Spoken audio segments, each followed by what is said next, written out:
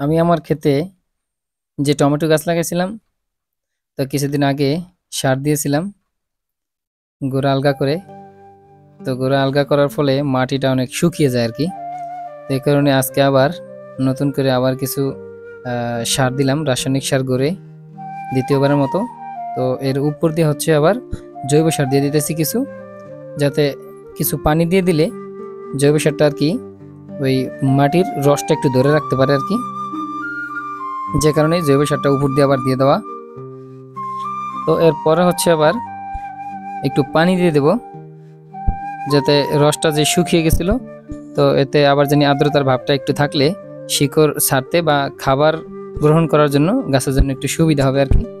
তো আশা করি এই সপ্তাহের মধ্যেই গাছ পুরা খেপে যাবে আর কি, ফল আসা শুরু হয়ে যাবে। কিছু কিছু গাছে অবশ্য ফুলের কলি দেখা যাইতেছে আর কি এখনই। তো সমস্ত ক্ষেতেই এখানে প্রায় 1 করার মতো জায়গা আছে। তো এইটুকুর মধ্যে 1 করা বা একটু বেশি হতে পারে 100 পিস গাছ লাগানো আছে। তো সব গাছগুলোতেই একটু পানি দিয়ে নেব আর কি। এই জমিটাতে মূলত 3 করা জমি আছে। তো আমার নিজের কৃষিকাজের পাশাপাশি খাবারের জন্য যে টমেটো গাছ বা লাল শাক, মূলা এগুলো চাষ করে থাকি নিজেদের খাবারের জন্য। যদি বেশি হয়ে যায় তাহলে কিছু বিক্রি করে দিই আর কি। তো এই দেখেন গাছটাতে মানে ফুলের কলি দেখা যাইতেছে আর কি। তো এই সপ্তাহ গেলে 1 সপ্তাহের মধ্যে আর কি এই কলি বড় হয়ে যাবে আর কি। তো গাছের কোয়ালিটি ভালোই আছে আর কি।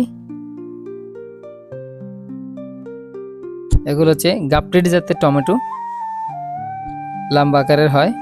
তো এই পাশে হচ্ছে আমার এই মূলা ক্ষেত।